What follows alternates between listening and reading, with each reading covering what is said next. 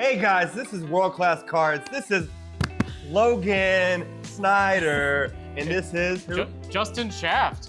All right, guys. Now we're here, and now you are too. With World Class Cards. And the Bucket Hat Gang. If you don't know, now you know. Today we're here to go over my purple steel constructed broom deck. Why brooms? Why brooms? Why not brooms? First of all, it's great against Diablo. This is a deck that has a weakness against steel. And guess what? You get to ban steel. Wait, time out. Are we net decking? Net deck. Because in this deck just Oh, no. We're talking about the CCS deck list that won. I guess. Who's that guy? Who's that guy? He's a dirty net decker. Took my deck to win CCS. Is this the guy that we played on the kitchen table? Yeah, we got some stories about that guy. But let's go through the deck. So this is playing 14 1-drops. If you're including cannons. So the full suite of 4 Diablo, 4 Chernobog, 4 Broom, and then 2 Fire the Cannons kind of as a tempo swing. Why do you have 2 this time? Because you had more before. So the majority of what this is for is Cinderella, but if we're not playing against the yellow steel song deck, you don't need it as much. But it still is a great tempo swing. Try to clear the board so they can't fox back their Diablos. They can't fox back their Brooms. Just against the purple decks, Fire the Cannons is still a great tempo swing. Going into 2 drops now, 4 Yensids, 4 of the Magic Brooms rounding out the Broom package. This is the reason why this deck is cracked against Diablo and why you don't have to worry about Diablo decks. Once again, 4 Docks, 2 Snakes. Snakes is kind of one of the cards that you could be playing 1 or even up to 3 of.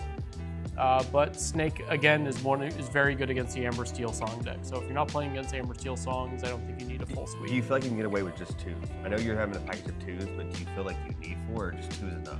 Well, Snake is really bad against red-blue, right? If you're playing a 1-drop, then you're playing Snake on 2. It's not a good tempo swing at all. Snake is kind of there just to bounce back your Docks, bounce back your Peats against the DKP versions. Just having also, it's cracked with Yensid. The best draw in this deck is Broom on 1, Yensid on 2. Then if you have another Broom, and then you bounce back the Yensid to protect it. So you're questing for 3, drawing multiple cards, and your Yensid's protected, it's just cracked. And you're able to pop the Broom draw as well. If you want to. Sometimes it lives. Sometimes it lives. The best 2-drop in the game, Mr. Smee. Mr. Smee's the best drop. I mean, you don't really have to say anything. The only good 2-drop steel character, except for Magic Broom Doc. 2 Friends on the other side, just kind of for the grindy late games against the other purple decks. You just need cards, can't run out of fuel. 4 Fox. Fox, same reason as Snakes, basically, but against the other purple decks, it's cracked. 3 Crabs, 3 Genies, 4 Cobras. Can we just say that this is the VIP of the deck? Cobra's cracked. People don't understand how good Cobra is. Just being able to discard your cannons against the red-blue decks. If you have Doc and Genie in your hand, it can get kind of clogged. Being able to replay the Cobras, having reach, I think is a big reason why this deck is so good against the red-blue decks. You're able to kind of get to 13, 14 lore, and then you're able to just win no matter what. That being said, 4 Peats, 4 Goats. And just having this reach with the Goats and the Cobras is so crazy good. 4 Strengths, mostly there for the DKP Shark deck. Having Strengths is just absolutely cracked. You're able to go wide against that deck, and the way they're able to come back in most games, just playing a Shark, being able to recur their Pirate's Life. But with the Strengths, you're just able to... This deck has so much card draw, you're always able to have Strength. You kind of want to mulligan it away in the beginning, alter it away, and then have it drawing into the late game. And being able to just sing that kill a Shark is just huge in that matchup. Perfect. So let's go ahead and shuffle this up and let's do some mulligans on this. Alters, absolutely. So without there being steel, what are the top decks? There's red-blue, there's...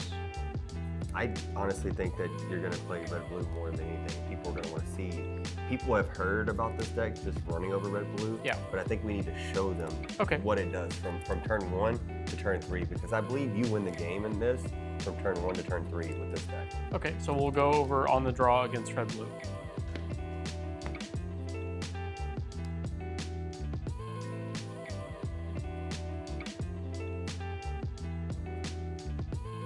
This one's pretty easy, right?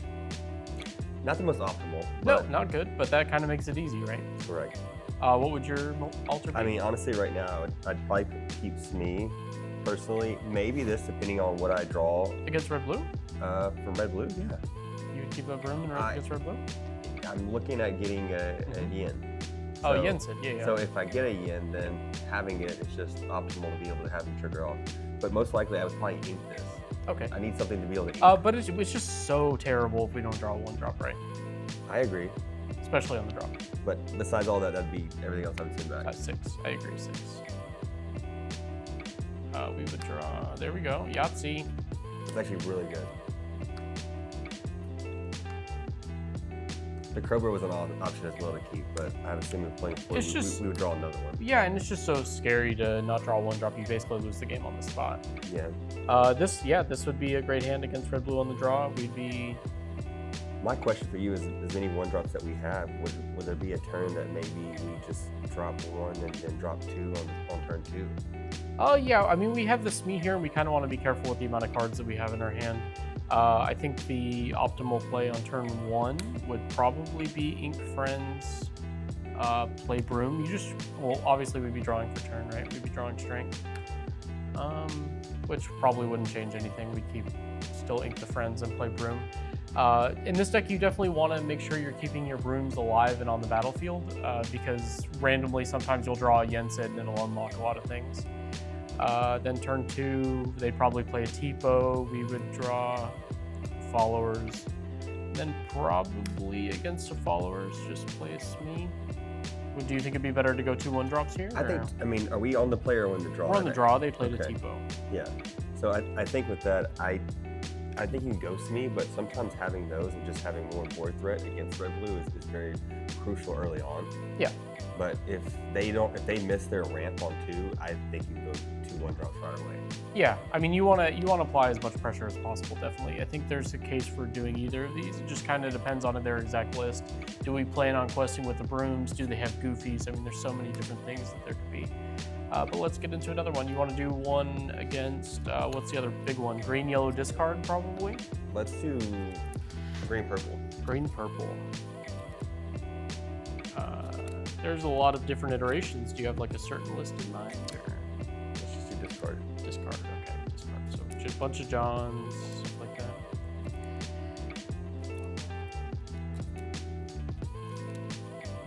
I think the most thing that everyone wants to know is how do you beat red blue with this deck. They've heard about it. A lot of people have slightly seen it, but they haven't really gone through that process. Yeah, absolutely. I think it's very good against the Diablo decks too. So having a deck like this in the Worlds format, I think is huge. 6, 7. So green, yellow, discard. How would you mulligan? We're gonna keep the 1-drop. Yep, definitely keeping at least Broom. I think you keep the Diablo as well, just in case you don't get to a 2-drop. That you can drop something. Yeah. We're going into more of the discard. I think early on you need to get it to Pete as soon as possible. Yeah, I think definitely depending on the list, if they have a lot of action-based discard, we would keep a Pete. Let's just say that they do, and we're keeping a Pete. Then I think we'd send back 4. I would. There's a case for keeping strength, but just having something that's vulnerable to Ursula when your deck basically has no hits is kind of scary. Speaking of hits for Ursula. We're going to ink that. Yeah, definitely. Fire the Cannon is going to be huge in this matchup. Really, the only way you can lose is if you don't draw an answer to Diablo.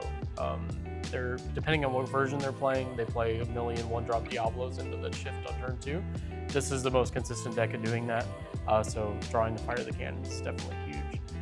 Turn 1, we'd probably just play Friends, play Broom. They don't really play anything on turn 2 that can threaten the Broom, so we know we'll be able to quest and then keep it alive. So this is 6, 7. We would have drawn for turn, played the Friends, played the Broom. One thing you have to be careful with playing against a discard deck is making sure that you keep your hand alive. And what I mean by keep your hand alive is making sure that whatever choice you make, you have to think ahead, because you're going to start running out of hands in your card, or cards in your hands. Yeah, absolutely. And if you do that, that's where you kind of get in their wheelhouse of what they want to do, right? And just kind of cut you out of nutrition, because if you can't ink, you just kind of lose. Yeah, absolutely. In like having that 1 card in your hand, in a lot of matchups, you want to kind of vomit to the board and then only have a dock in your hand. Whenever you're playing against the sudden chill decks, you have to be careful, kind of. Maybe don't ink an extra card, or maybe don't play 1-drop that you normally definitely would have, just to protect against that. Like going second, I don't know in particular if we want to play both. just because we're just limiting our hand down in size. It all depends on the situation, or maybe if they missed playing Diablo, or if they missed an Ursula. Yep. It all depends on that. Yeah. We'll do one more against Amber Steel Songs. Definitely this is the hardest matchup. Would you agree that Amber Steel... What do you think the ratio is? The ratio? I think you're probably 40-45%. It's definitely a winnable matchup. It's not terrible. I definitely feel like it's 60-40 for sure their way. Yeah. It does. Yeah, it feels a little bad. And I think if we don't get to a peat when we need a peat, we're in trouble. Yep. How would you mulligan this hand? It's a little difficult, a little tough. I mean, you want to kind of get the draw package, but I think, are we going first or second? I assume we're going second in all these games. Okay. It does change it quite a bit. It does. It changes a lot. So regardless, unfortunately, in the situation with them playing Cindy on turn 1, we're going to want that. We're going to want to keep this. Kind of rotating. I love this, but due to the fact that it's just not as good as an equation to kind of pull and go with, I would probably send all these back. I would actually, so this is how I would mulligan against this matchup. I would keep these 4, and then if they open on Cindy on turn 1, these just turn into ink, kind of. Not sure if you think that's bad or not. I want to keep them, and Sure. you're right that you can just ink them if they don't have it, but you have a two-way street to kind of go down. So two options to kind of alter through. If you are able to do that, let's say they missed the Cindy and Sure. they can't do anything, and then you're able to do this, draw the card, and then kind of proceed, then yeah, it's not that bad of a play, and then you still get to set up, right? And then you just ink opposite. Because the normal curve that they'll kind of keep, obviously Cindy's one of their most high value cards, and they're going to keep it in all their altars, but Daisy is as well. So if they're able to play Daisy, you're able to kind of go Broom into Yensid, you're able to draw 2 cards off this. Just pulling away with this, then being able to threaten Crab for the rest of the game, I think is so game breaking that you should actually keep it. Yeah. So let's just do it like maybe like I said, and then we'll see how that would have worked out. 2, 3. And this was kind of a happy medium, right? We kind of got a little bit of everything that we want. Cobra's kind of huge in this matchup because if they don't have, they're going to burn through our early aggression. Then kind of we have the Cobra.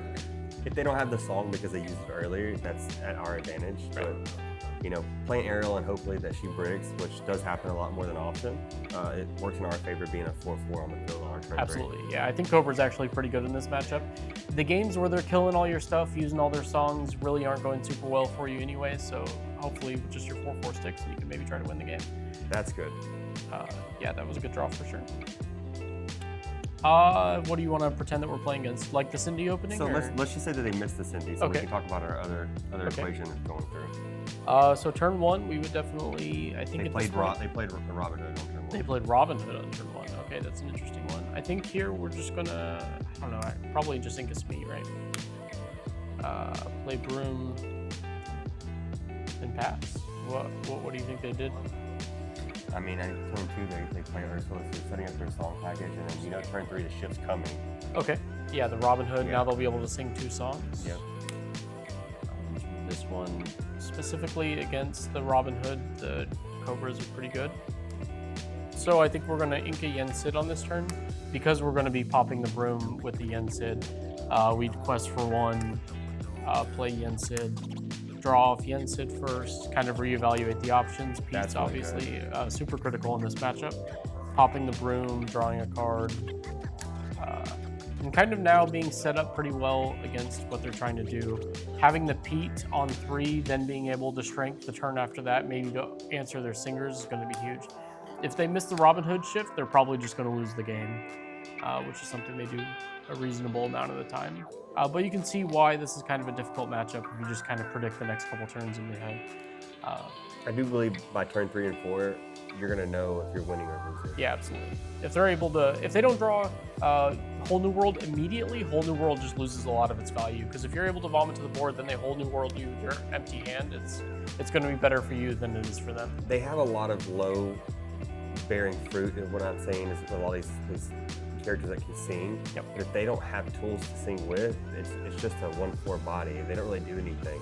They don't lure for a lot. They get stuck in situations, and if they don't get Whole New World just to be able to rotate their hand through, it gets really slow for them, and that's where we want to be.